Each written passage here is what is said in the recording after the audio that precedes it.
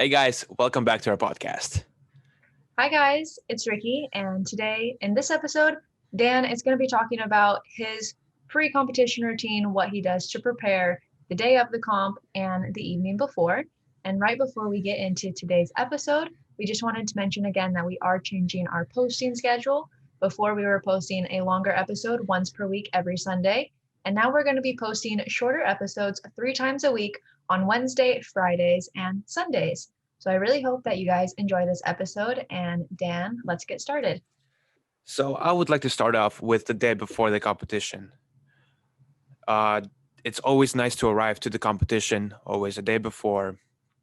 I understand there's some financial issues or timing issues where you can't make it, but again, it's nice to arrive before so you have time to prepare for the actual competition. Food wise, what works for me is not eating greasy foods before the competition, like the day before the competition, or even a few days before the competition. So your body doesn't have any weird reactions to the food that would sabotage your performance. Also, as Ricky said in the previous episode, drinking a lot of water, let's say a week before the competition. So your muscles are fully hydrated, they can last longer and take more pressure and be pushed to bigger limits, let's say. Um, Moving on to actually preparing for the actual competition, taking out your costumes from the bags or wherever you travel with, making sure they're nice. Maybe you have to iron them or steam them, whatever you have to go through that procedure. I like to prepare my shoes, brush them, clean them if they need to be cleaned. Also, I like to go to the floor, to the competition floor, after the event is over for the night, and plan out my routines at that time. So I could feel the floor, see if it's slippery enough, or too slippery or too sticky, so I can plan my performance accordingly and plan my routines for the floor because obviously at different competitions there's different sizes of floor, and again, you have to be ready for any uncomfortable situations because you're so used to dancing in the studio. Also, get a good night's sleep so you're well rested and you can wake up early if you have an early event or heat, for example, at 8 a.m. Personally, I hate morning heats. I'm not fully awake, but usually those heats are just practice rounds. They're not so serious. It's not like a championship. It's like a multi-dance pre-champ or something like that. So it's more of like a warm-up for me, but it's still nice to perform there as well. I always wake up 4 hours before my heat.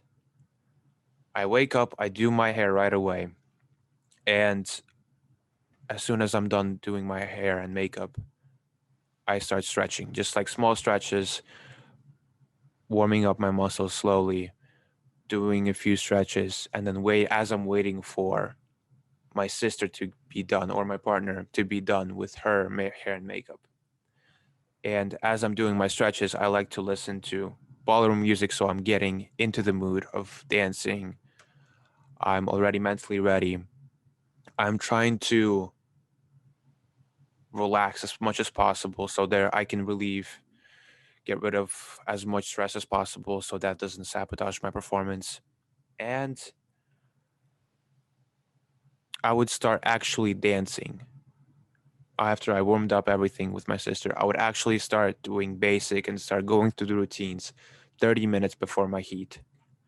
So by the time that my heat comes up, I'm already in the mood for dancing. I'm already fired up. I'm already motivated. I can start dancing and I'm not exhausted. Um, Before I start actually dancing, I will do a small workout routine to get to like break some sweat.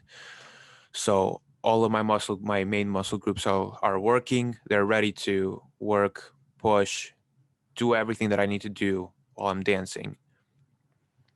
That routine consists of burpees, jumping jacks just to get my heart rate up, push ups, squats. And one thing that I started doing recently is stomach vacuums. Very interesting way of building your abs. Um, and then as I'm on the way to the ballroom, I'll come to the ballroom, see how like the atmosphere and everything a few minutes before, let's say 10 minutes before my actual heat. I'll also, while my sister's doing all the hair and makeup, I will make sure that we are on schedule, before schedule, or ahead of schedule. There were times when the competition was 3 hours behind schedule, and that was the best competition I've been to because I got this nice nap, a few hours of sleep, and I was so much more ready for the competition. But again, yes, make sure that the competition is on schedule so you're not late for your heat. Um, Actually, yeah, that's pretty much it. My schedule is very simple. I want to keep it simple, so my head is not occupied with the schedule, what I have to do. I'm trying to relax all the time, make sure that I'm not overthinking anything. Because if you overthink in your competition, I think that will worsen your performance, and you will continue overthinking while you're dancing. And of course, as we discussed earlier in a different episode, that will as well worsen your performance. But I think that is it for today. Perfect. So yeah, so there you have it. So in this episode and in the last episode, Dan and I both shared our pre-comp routines for the day before and the day of the comp, how we get ready, how we feel works best for us. Obviously, this is just our experience. We would love to hear your thoughts in the comments down below. What do you think of our routines? What is your routine? And again, this isn't going to work for everybody, but we're just sharing what works for us. Uh, both of us really hope that you enjoyed today's episode and that we will see you very, very soon. Quick thing to add, guys, if you're looking for great makeup ideas or hair ideas, Ricky has a lot of videos on her YouTube channel. So go check that out. Practice while quarantine is on, so you're ready to do that hair and makeup at the competition. See you guys next time. Bye, guys.